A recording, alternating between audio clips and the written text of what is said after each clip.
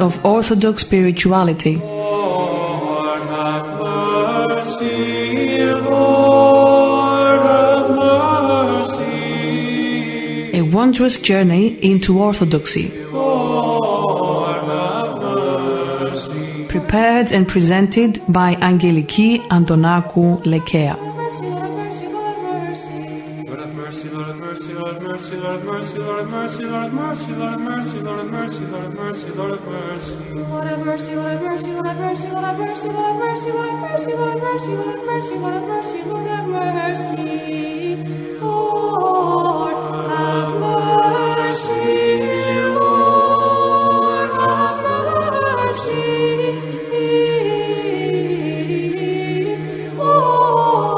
Lord have mercy.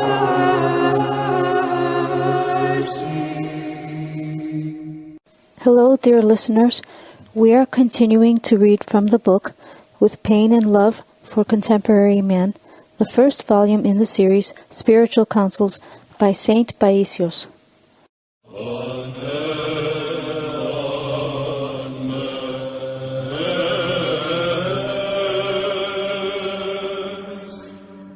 Distractions and spiritual parasites go hand in hand.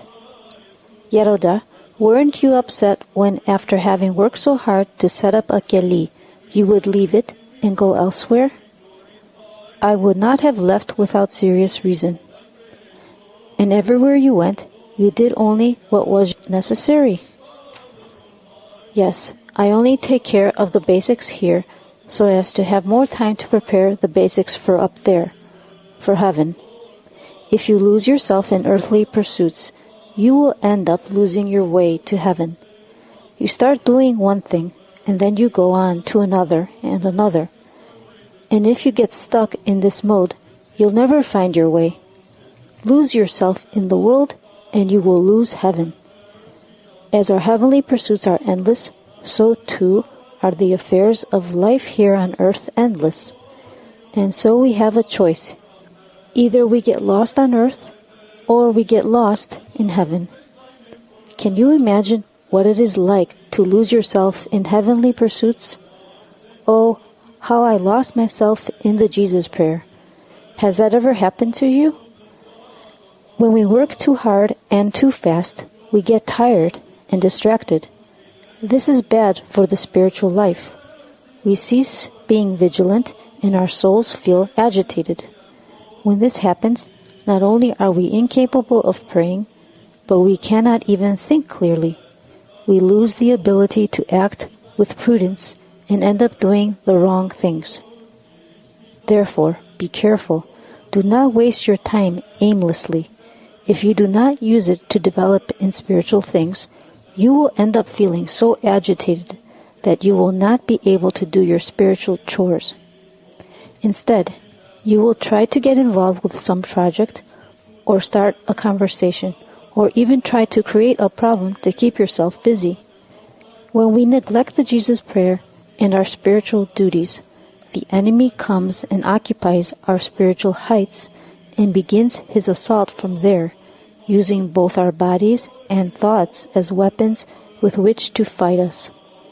He disarms our physical and spiritual powers and cuts off our communication with God, thereby turning our souls into prisoners of our passions. Father Tikhon used to tell monks that they should live ascetically in order to free themselves from worldly cares, rather than labor like paid workers and eat like men living in the world. The monk's job is to do prostrations, to fast and pray, not only for his own sake, but for all people, both living and dead. Of course, he must also work in order to provide for the bare necessities of this life and avoid becoming a burden to others. Yeroda, are distractions always an obstacle to the spiritual life? Some distractions here and there will not harm you if your primary concern is monastic obedience. If your interest in the work assigned to you in the monastery or in the help you provide for a sister does not become excessive, then your desire for the Jesus prayer and your help to others will be constructive. However, when you surpass the boundaries, becoming excessive in these things, and start adding distractions and spending your time on worthless things, then your mind will become scattered and depart from God. How can we experience the joy of being close to God when our minds are not focused on Him? It's easy for the heart to grow cold. When, for instance, I have visitors, the work I do is spiritual. And yet, at the end of those days, my heart does not feel as it does when I spend a day praying. My mind is filled with all sorts of things, and it is difficult to remove them. As much as you can, try to say the Jesus prayer mentally during the day or chant in a low voice. Actually, a little spiritual reading, especially before prayer, is very helpful. It warms the soul and dispels the distractions of the day. Then, with our souls freed and transported to the spiritual and divine atmosphere, our minds work with undivided attention. When we read a short but powerful chapter from the Gospel or a passage from the Hierontikon, our minds are transported to the spiritual realm and do not leave. The Hierontikon is a collection of instructive incidents and sayings of monastics and laity from the time of the early Church. You see, the mind is like a lively child running about in constant play. Entice it with spiritual candy, and it will not run away anymore. No distractions or concerns bring tranquility to the soul and lead it to spiritual success. Too many concerns become spiritual parasites that separate us from God. Like static, they get in the way, and our wireless spiritual transmitters cannot give a clear signal. There is no excuse for a monastic who does not have an active spiritual life. Lay people have so many obligations and still try hard to live spiritually. We, on the other hand, have none of their cares. We have no rent or debts to pay, and we need not worry about losing our jobs. We have a spiritual father living next to us, ready and available every time we need him. We have a church right here in the monastery. Prayer services, holy unction, supplication services, and divine liturgies, they are all here for us. Our lives are carefree, and all we need to do is live like angels. This is our only goal. By contrast, lay people have so much to worry about. They must feed and raise their children, for example, and work for the salvation of their own souls as well. Elder Trifon used to say, "Does the monk want to attend a vigil? He can do it. Does he want to fast? He can do it. He has no wife or children. But lay people cannot. They have children to worry about. One child is asking for a pair of shoes. The other needs new clothes. The other needs something else." We must acquire the good kind of concern. The most important thing is to seek the kingdom of heaven. This should be our first and main concern. The rest will be provided for us. If we forget this, then our time here on earth and our lives will be wasted. But if we remain alert and prepare for the next life, then our lives here on earth will have meaning. When we think about the life to come, things begin to look different. But if all that we care about is how to live comfortably here and now, we will end up miserable, weary, and damned. Do not be overwhelmed with anxiety and become preoccupied with thoughts such as, "Now we must do this, next we must do that," lest Armageddon find you in this state of mind.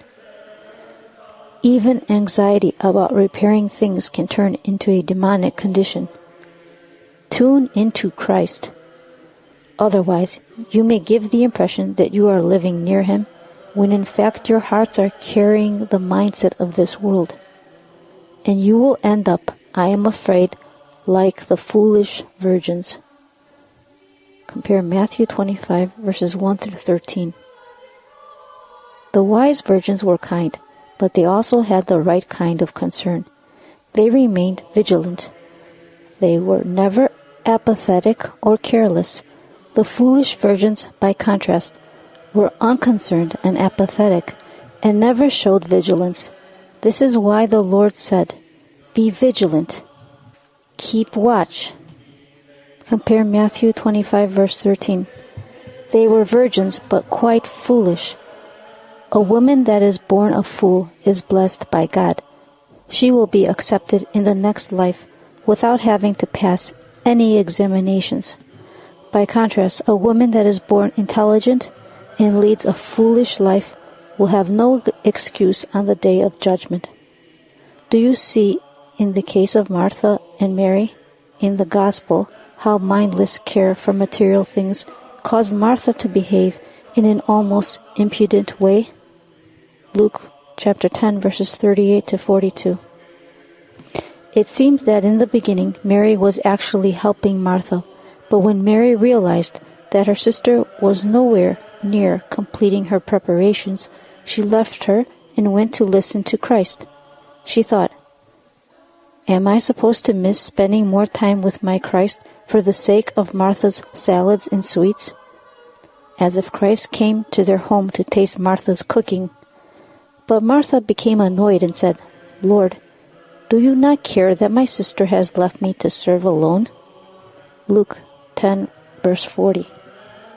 We should be careful then not to behave like Martha. Let us pray that we become good Marys. Part 3. The Spirit of God and the Spirit of the world. Inner purity even beautifies the outer appearance of the true person. Chapter 1. Secular Education and Knowledge. The pure in heart are truly clever. When we don't sharpen our minds by thinking about God, and instead sharpen them with cunning schemes, we surrender ourselves to the devil. It would be better to have lost our minds. At least then, we will have an excuse on the day of judgment. Yeroda, does simplicity differ from cunning? Yes, as much as a jackal differs from a fox. If the jackal sees something and wants it, it has the guts to go and get it. But the fox will try all kinds of sly tricks first, and then it will go and get it. Yeroda, could one confuse cunning with cleverness? Well, he could, but if he examines himself, he should be able to tell the one from the other. He can work with this recognition table. What are the graces of the Holy Spirit? Aren't they love, joy, peace, patience, and so forth? Compare Galatians 5, verses 22 to 23. Is my cleverness related to these qualities? If it is not, then there is something satanic about it. It will have the marks of the devil. It is the pure in heart, those who have been cleansed of their passions, who are truly clever. The one who is truly clever is the one who has sanctified his mind. If the mind does not become sanctified, cleverness is worthless. Look at the journalists and politicians, for example. They are very bright, but many, because their minds have not been sanctified, make clever remarks and many foolish ones as well. In fact, their overly clever remarks amount to a lot of nonsense. If we do not develop our minds, the devil will take advantage. If we do not put our intelligence to good use, the devil will use it for something evil. Do you mean to say that by not making good use of our intelligence, we are giving the devil the right to intervene? Yes, when we waste our intelligence, rights are granted to the devil automatically. When we do not work spiritually, the good is adulterated, and the evil we do is entirely of our own making. The devil has nothing to do with it. If we are smart, for example, but do not use our minds, we will become lazy. Then our intelligence will amount to nothing. Can someone who is intelligent but suffers from various passions have good judgment?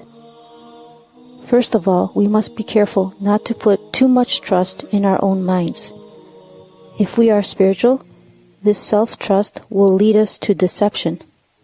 And if we are not spiritual but worldly, we will go crazy. We should not depend on what our thoughts tell us. We should consult others, seek their advice, and sanctify our cleverness. In general, we should always try to make everything about us holy. When cleverness becomes sanctified, it helps us to acquire discernment. A clever person who does not become sanctified cannot have spiritual discernment. If a person is a simpleton, it is easy for him to mistake a deceived man for a saint, and an effeminate person for a pious soul. It is hard for him to tell the difference. But when a bright person is cleansed of his passions, he becomes exceedingly discerning. Yaroda, how does the clever mind become purified? To become purified, the clever mind must not accept any telegrams from the devil. In other words, it must have no crafty or wily thoughts. Instead, it must think with goodness and simplicity. This is how we acquire spiritual clarity, divine enlightenment, and then we can look into the hearts of others rather than draw conclusions based on human criteria.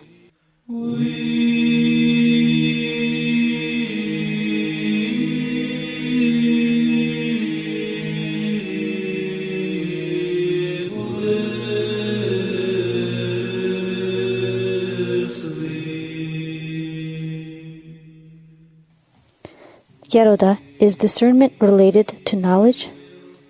Discernment comes from divine enlightenment. A person may spend most of his time reading the Fathers of the Church, having correct knowledge of certain things, spiritually striving and praying. But discernment comes from divine enlightenment, which is something different. Was the world better in the old days, Yaroda? I would not say that it was better.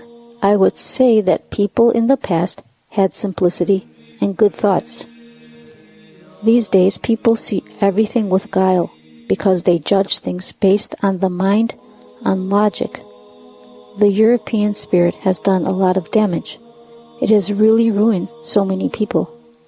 You see, today, with everyone being more or less educated and able to communicate, it should have been so easy for us to be in a very good spiritual state.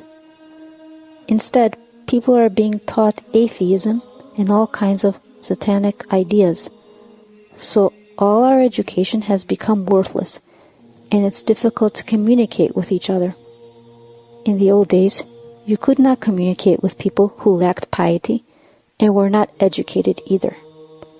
I remember how scandalized a certain monk became when he heard the name of Gregory, Pope of Rome, mentioned at the pre-sanctified divine liturgy. He thought they were commemorating the Pope of Rome. "I can't believe this," he said. "You have all turned into papists," and he walked out of the church. Do you see what ignorance can do? It is a dreadful thing. The greatest harm is done by people who are both pious and weak-minded. Without examining things, they create all kinds of problems. Without divine enlightenment, knowledge ends in disaster. If we could only put the brakes on our speeding minds, we would feel rested and be more receptive to divine grace. Without divine enlightenment, knowledge will only bring disaster. The minds of those who work spiritually upon themselves, who struggle spiritually, are enlightened by God.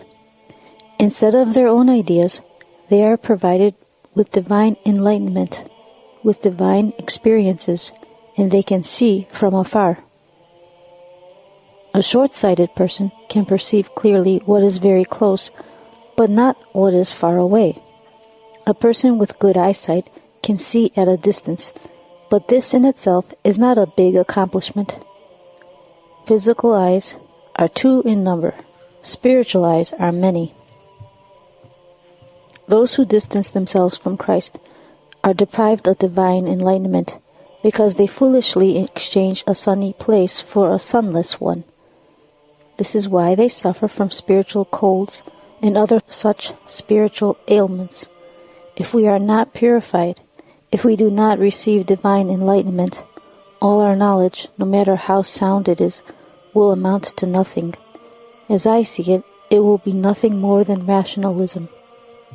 If there is no divine illumination, whatever we may write or say will not help others. Consider, for example, the Psalter. It is written with divine enlightenment. How profound are its meanings! Gather together as many theologians and philologists as you want. They will not be able to compose one psalm with that kind of spiritual depth. King David was illiterate, but you can see clearly how he was guided by the Spirit of God.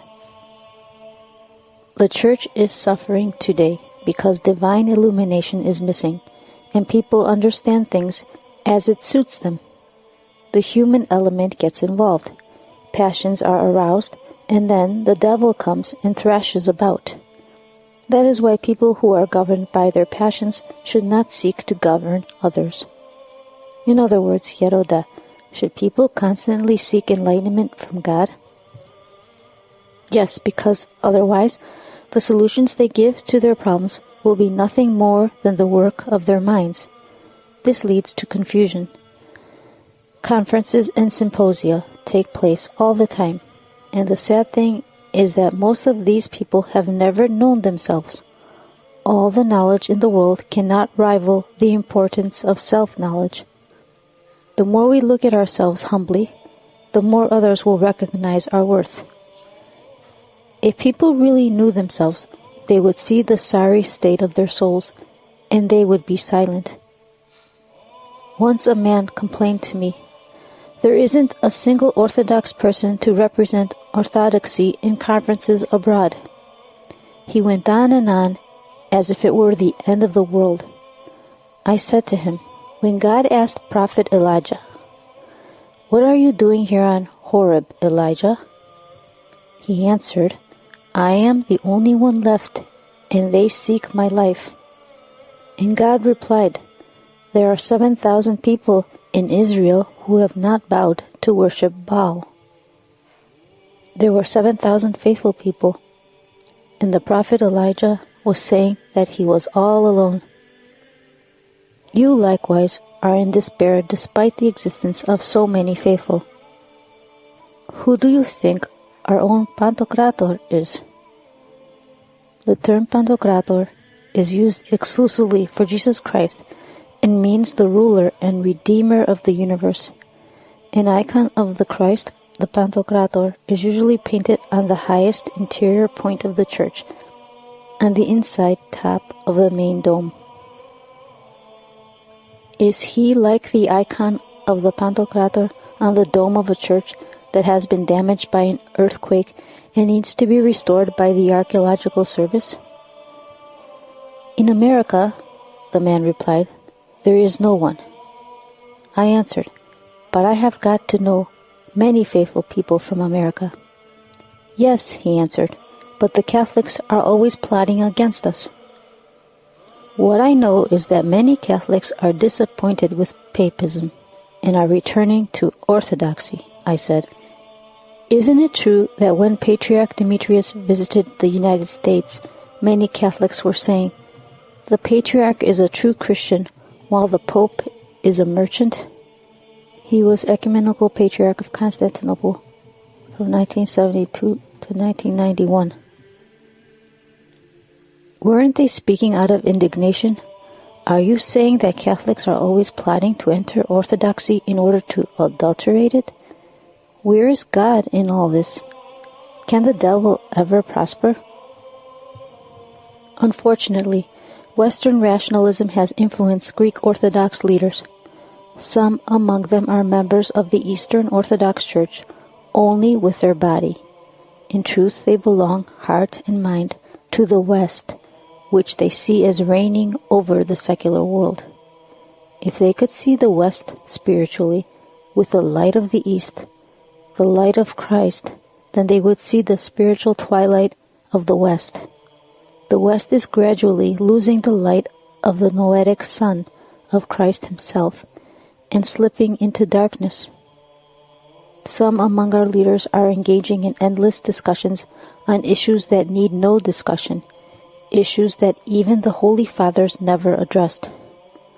All such gatherings and conferences are the work of the devil. In this statement, the elder does not mean to include all conferences, but only those convened to discuss matters that have already been settled by the Church, have been determined by the Holy Fathers, or do not need to be discussed.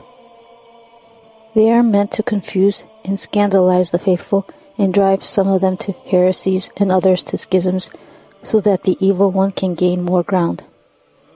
Ah, the misery and confusion these leaders cause. And where does it all begin? First, we neglect our spiritual work. Then we become convinced that we are really spiritual, and in the end we come up with all sorts of nonsense. A child does not know much, but its mind is naturally pure, and it says the right thing. By contrast, a highly educated person whose mind has been fumigated by demonic influence will say the most blasphemous things. People who constantly sharpen their mind with secular knowledge and distance themselves from God turn their mind into a double-edged sword. With one side, they are slowly killing themselves. With the other, they cut people to pieces with the absolute nature of the solutions devised by their human brains. Human knowledge can benefit us only when it is blessed by God and made holy. Otherwise, it is only a human construct, the work of a mind ruled by secular reason. A mind untouched by holiness is like an iron rod that has lost its magnetic power and resorts without success to striking and crushing things in order to magnetize them. This is the state of today's world. People see everything through the prism of cold logic. This kind of logic is really destructive. Doesn't the Apostle Paul write, "Knowledge puffs up"? 1 Corinthians 8, verse 1. If we lack divine enlightenment, our knowledge is useless. In fact, it brings disaster. Dear listeners, our time is up. Thank you for listening. We will continue once again where we left off in our next show. Until then, be well.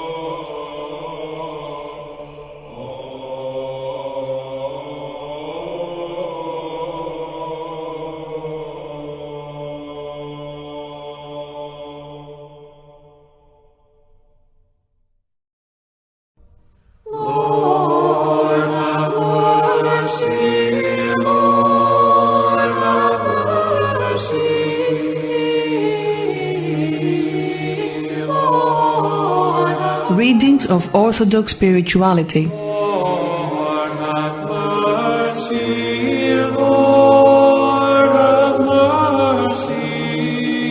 A wondrous journey into Orthodoxy. Lord, have mercy. Prepared and presented by Angeliki Antonakou Lekea.